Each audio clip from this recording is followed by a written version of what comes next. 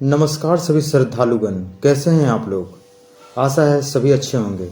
जैसा कि आप सभी जानते हैं कि भारत के प्रयागराज में आस्था का सबसे बड़ा महाकुंभ जो कि 144 वर्षों बाद आया है, जिसमें लगभग अभी तक 29 करोड़ से भी अधिक सनातनी इस बड़े महाकुंभ में आस्था की डुबकी लगा चुके हैं। अकेले मौनी अमावस्या के दिन ही 9 करोड़ से अधिक श्रद्धालु इस पवित्र तट पर आस्था की डुबकी लगा चुके हैं। किंतु 29 फरवरी के दिन ही मचे भगदड़ में अचानक आए जैन सैलाब से कमजोर बूढ़े महिलाएं इस भगदड़ में अपनी जान गंवा दी है। प्राप्त जानकारी के अनुसार 30 लोगों के मारे जाने की संभावना है तथा सैकड़ों लोग घायल हो चुके हैं। जैसा कि आप लोग वीडियो में देख सकते हैं कि मृत जनों के बैग सामान इत्यादि वैसे ही बिखरे पड़े हैं। एक महाशय यानी चश्मदीद सिंह ने अपनी व्यथा सुनाई। वे अपने परिवार के साथ यहाँ आए हुए थे और अचानक मची भगदड़ में सब तीतर बितर हो गया। बड़ी मुश्किल से उन्हें अपनी पत्नी मिली और परिवार सफाई कर्मचारी जो बिखरे हुए जूते हैं या कुछ जो चप्पल वगैरह हैं वो उठा रहे हैं, शायद उनके काम आ जाए।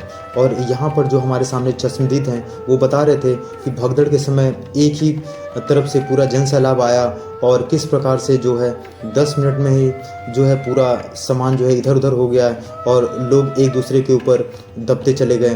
और यहाँ वो अपने सामान को बैग को ढूंढ रहे हैं और वो बता रहे हैं कि काफ़ी ढूंढने के बाद भी उन्हें जो है अभी तक अपना उनको सामान नहीं मिल पाया है।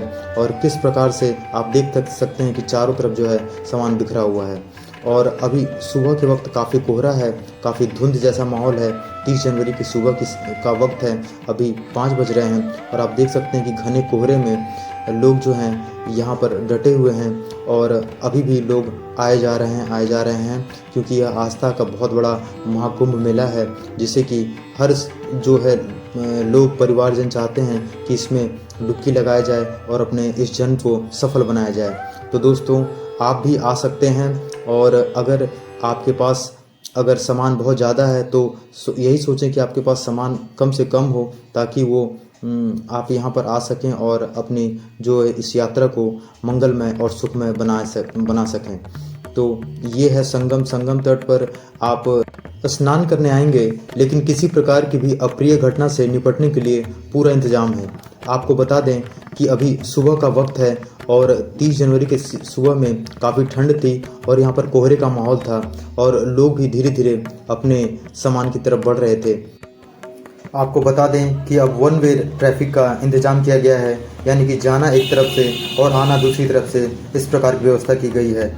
और आप देख सकते हैं कि हमारे नागा साधु कितनी अधिक संख्या में डुबकी लगा रहे हैं और इनका जो है नहाना और इस प्रकार से गर्जन करना देखते ही बनता है कितना शोभायमान प्रतीत होता है।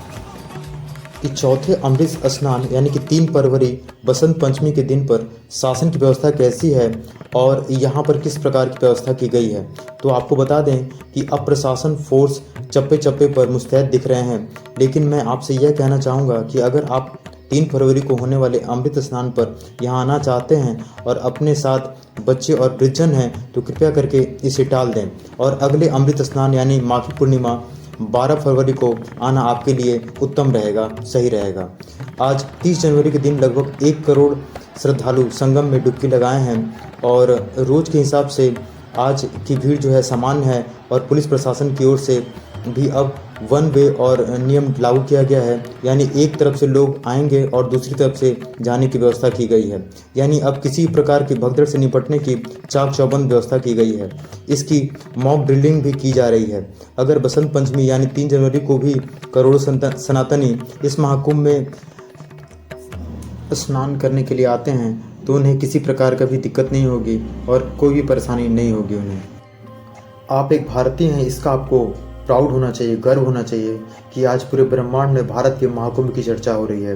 हर एक रिकॉर्ड टूट रहे हैं। एक अनुमान के मुताबिक 50 से 60 करोड़ लोग इस महाकुंभ में पवित्र स्नान किए हैं और करने के लिए आ भी रहे हैं। भारत ही नहीं, विदेश से भी पर्यटक आस्था के इस पर्व पर अपनी उपस्थिति दर्ज कर रहे हैं।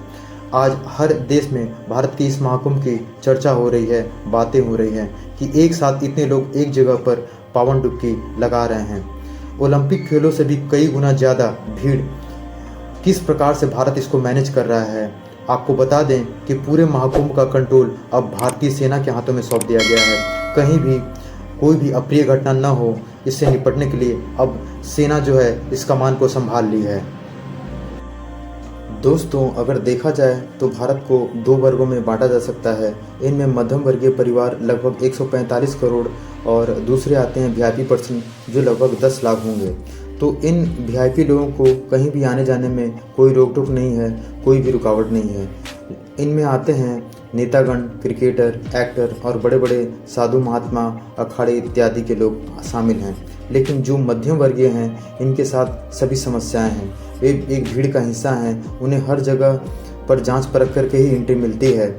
जब वीआईपी पर्सन आते हैं तो इन सामान्य जनों को साइड कर दिया जाता है और वीआईपी पर्सन को प्रमुखता दी जाती है। शायद यही कारण है कि महाकुंभ में भगदड़ इनके कारण ही की जाती है और इनके लिए ही पूरी बैरिकेडिंग भी की जाती है।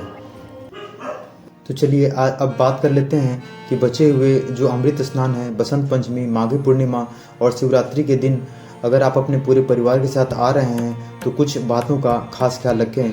मैं आपको पॉइंट वाइज बता देता हूं।